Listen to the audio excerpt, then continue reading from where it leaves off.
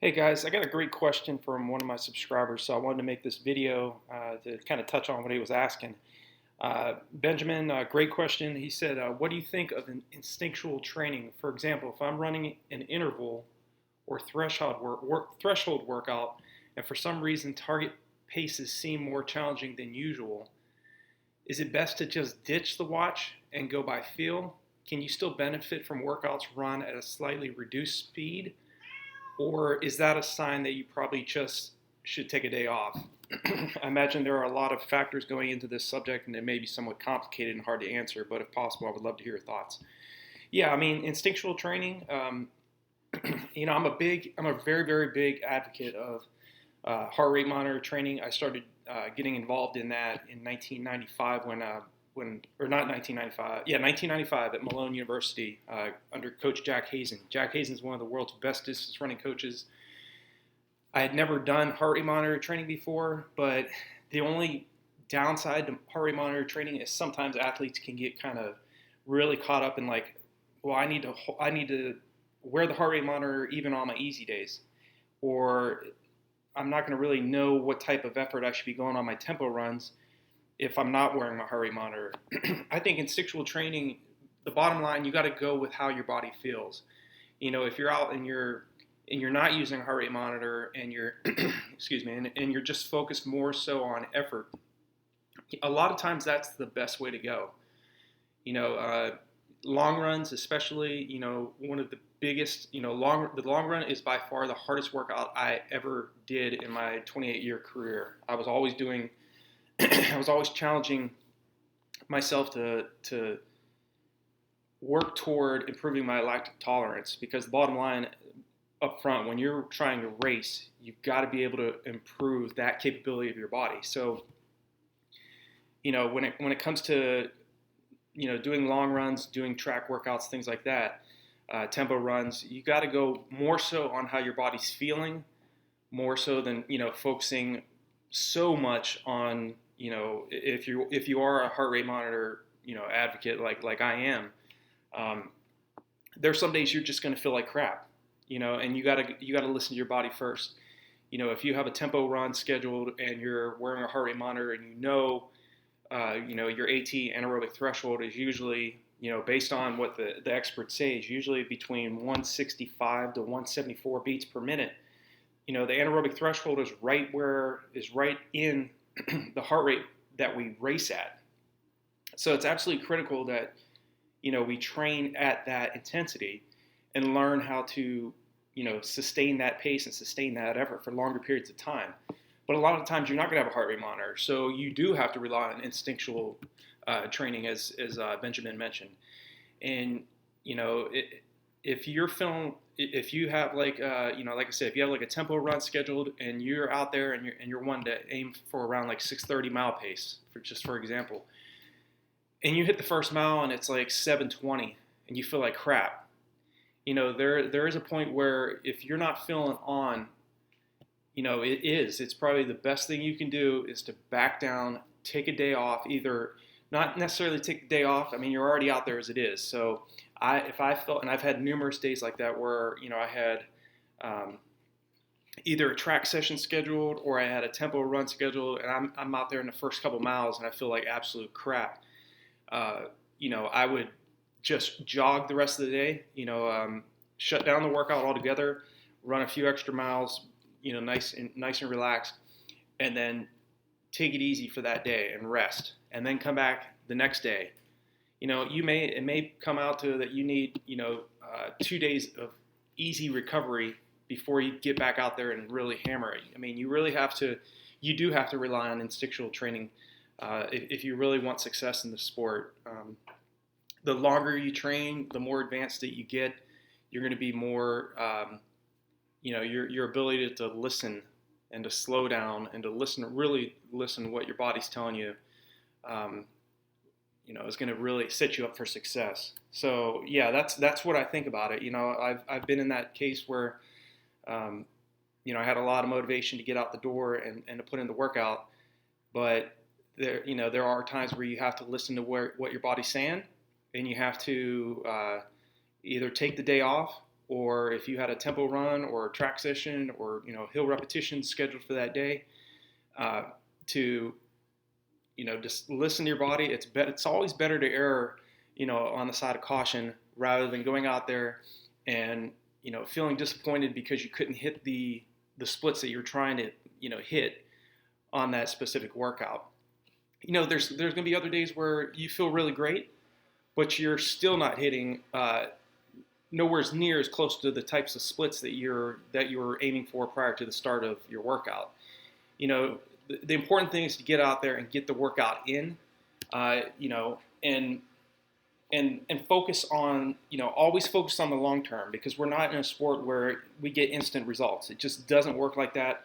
If you want to be successful as a distance runner, a middle distance runner, or a distance runner, you have to expect the fact that there's going to be a lot of ebbs and flows in your preparation. So it's not always going to be, you don't plant a seed today and you get an oak tree tomorrow morning when you wake up. Okay, so results in this sport take time, as does those physiological adaptations that I've spoke about in other videos and on RunDreamAchieve.com. All the benefits, all the benefits of your hard work come weeks and months down the line. It's the workouts we do today, the results we get are going to be at the very least 21 days, about 3 weeks down the road from the workout you do today. Okay, so be very, very mindful of how your body's feeling. Never push yourself to the point where, if you're feeling off on one day, it's not. Do expect this. If you're out and you have a hard workout scheduled, there's a lot of times where yes, you do have to listen to what your body's saying, but you also have to focus on that mindset. The psychological aspect of distance running and middle distance training is very, very important too. We're very, very good at doing the physical training, but mental training, it's going to hurt. Don't expect it to get out the door and do a tempo run or do repeat miles on the track or repeat 2 miles. Don't expect that to feel easy. So, yes, you have to listen to what your body's saying, but you also this isn't, if you have a hard session, scheduled, don't expect it to feel like you're going out and just, going out for a nice, easy jog. Most of the stuff's self-explanatory, but it's really important also to know that because it's painful, you're gonna feel out, uncomfortable, and that's the key. You got to get comfortable feeling uncomfortable. That's and teach your body over a long period of time to adapt to this more aggressive, strategic type training, because most of us in general we have our own goals for what we want to do in the sport, whether it's, we want to break a 5-minute mile, or we want to run a marathon under, 4 hours and 30 minutes or 3 hours, or run a sub 2:30, run a half marathon in an hour and a half, or whatever it is. So with those goals in mind, do expect it to hurt and to be challenging, but there are going to be days where you just really feel off, and you have to, rely on that instinctive training that Benjamin brings up here. It's a great question, and that's really kind of, some of my thoughts on it. Yeah, you do have to, Benjamin, you do have to go off the field sometimes and not focusing so much on, I need to hit this mile or this kilometer in this specific split, or if I don't hit it at that time, I'm either, I'm not training right, or maybe my best running's behind me. That's not necessarily the case. It's probably that you need a couple days of easy recovery miles, and you just need some more rest. You may be severely dehydrated and not even know it. You might be running low on a mineral or a nutrient of some sort. I'm definitely, if you ever get to a point where you feel so fatigued and you cannot figure out what it is, go and get your blood tested and make sure that your ferritin levels and your iron levels and your glutathione levels are at optimal levels, because that's very, very important. Athletes can very easily run low on any of these. Glutathione is the body's master antioxidant. Every cell of the human body produces it. It's very easy to run low on iron and ferritin as well. Um, when you run, it's called foot strike hemolysis. It's basically when you burst red blood cells, and we lose iron as well through sweat, through sweating a lot as well. But these things like that, where you're even when running, just Google foot strike hemolysis as well. And that's basically just like I said, you're kind of bursting red blood cells when at the bottom of your feet when you're running as well. So you can run low on these specific areas, ferritin, iron, glutathione, without even knowing it. And it doesn't matter how much motivation you have. If you've become so fatigued, chronically fatigued like that, the only way to find out is to get your blood tested. I never knew anything about it until 2007. There was a Boston Marathon champion that coached me for about 3 years, and who referred that to me and said, "Hey, you need to get your blood tested." And it turned out that I was anemic. I was running really low on iron, and then I started paying attention to that. You can start taking a 65 milligram tablet of iron each day, or not eat every single day. You want to watch that, so you don't want to get to a point where you're taking too much iron, but at least a couple times a week. Along with a glass of orange juice, because vitamin C helps the body absorb iron more efficiently in the body as well. So glutathione, that's very, very difficult to increase unless you're taking glutathione supplements that have glutathione precursors in them. And that's why I've mentioned in other videos and on the blog as well, Max International. It's a company that basically creates glutathione precursor supplements, and I'll leave a link to the bottom at the bottom of this video as well, so you can at least take a look at it. And it's just like I said, very few runners know anything about it. I never knew anything about it until 2013, and I have a bachelor's degree in exercise physiology. I've studied anatomy and physiology my entire life, and most of the nurses, physicians, physician assistants that I've worked around over the years had never heard about it either. So just keep those things in mind. But yeah, like I said, Benjamin, going back to your question, instinctual training, yes, you do have to listen to what your body's saying. And there are times where you're going to need those days off and to back off so you can really get into the workout and get the best results possible. So I hope this video has been helpful. If you have not yet subscribed to the RunDreamAchieve.com YouTube channel, click on the subscribe button. Leave me a like or dislike, whichever, and leave me a comment. If you have a specific question or if there's something that I can help you answer, I definitely, the bottom line up front for me is helping athletes from around the world to get the best results possible.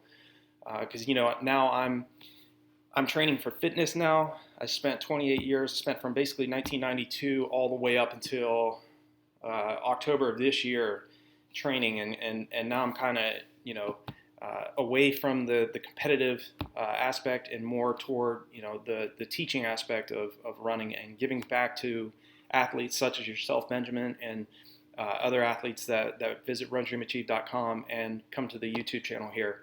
It's very, very important now that I give back and that I teach you some of the specifics and the strategies that help me achieve what I achieved in the sport. And I definitely couldn't have done it without some fantastic coaches, world-class athletes that kicked my butt in training and said, "Hey, we're not going to go easy on you. If you want to make it to the next level, you got to step it up."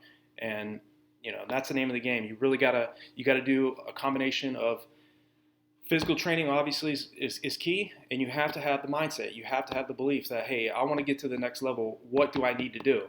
One of the best things you can do is learn from those that have done what you want to do.